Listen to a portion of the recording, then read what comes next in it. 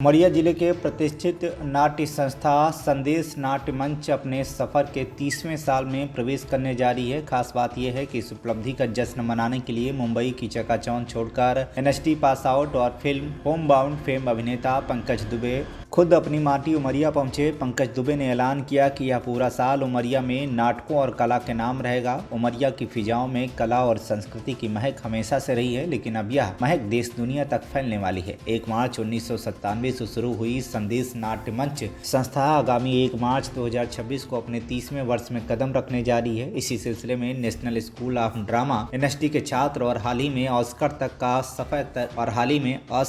का सफर तय करने वाली फिल्म होम बाउंड के अभिनेता पंकज दुबे ने प्रेस कॉन्फ्रेंस की। पंकज दुबे ने बताया कि उमरिया आधुनिक रंगमंच की जन्मस्थली रही है। इसी विरासत को आगे बढ़ाते हुए यह संस्था पूरे साल भर नाट्य समारोहों को कार्यशालाओं का आयोजन करेगी। पंकज दुबे भले ही आज मुंबई की फिल्मी दुनिया का हिस्सा हैं, लेकिन उमरिया के कलाकारों को तराशने के लिए आज भी वह प्रतिबद्ध हैं। उनका लक्ष्य है कि शहर के नवोदित कलाकारों और लोक कलाकारों को प्रोफेशनल ट्रेनिंग देकर उन्हें अभिनय की दुनिया में पहचान दिलाई जाएगी।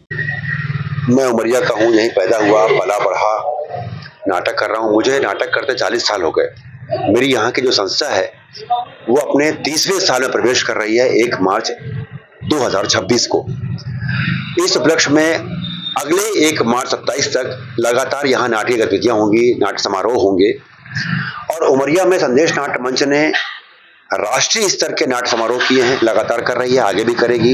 यहाँ पे एनएसडी की कई नाट्य कार्यशालाएं हो चुकी हैं। मैं एनएसडी का स्नातक हूँ, जो पूरे एशिया का एकमात्र ड्रामा स्कूल है, वहाँ से पास आउट हूँ। क्योंकि मेरी उमरिया के प्रति यही पैदा हुआ, यहाँ एक मातृभूमि का अपना कर्ज होता है। पूरे विंध्य में उमरिया से आधुनिक रंगमंच की शुरुआत हुई, ये बहुत बड़ी बात है। यहाँ से 3 लोग एनएसडी गए, ये बहुत बड़ी बात है।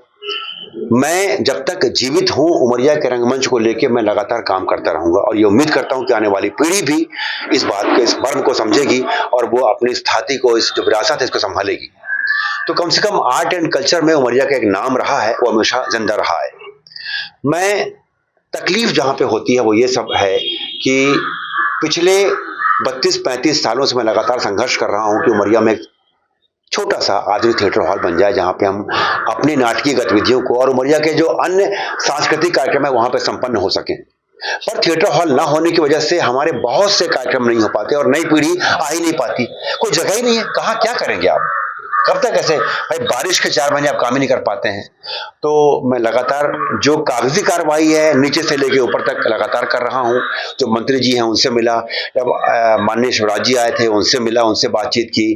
फिर हमारे वर्तमान विधायक जी हैं, उन्होंने एक चिट्ठी दी कि थिएटर हॉल बनना चाहिए। वो लगे हैं इसमें कि ऐसा हो जाए, पर अभी सबसे बड़ी जरूरत यह है कि सब लोगों से मिलकर और सब लोग मिलकर जब इसको उठा लेंगे बीड़ा कि नहीं उमरिया में जरूरत है, और जिसमें आप सब पत्रकार बंधुओं का बहुत बड़ा हाथ है कि आप लोगों ने हमारी बातों को उठाया, सहयोग किया, मुद्दे को उठाया है। उमरिया से इंद्रसेन सोनी की रिपोर्ट, TV1 इंडिया न्यूज।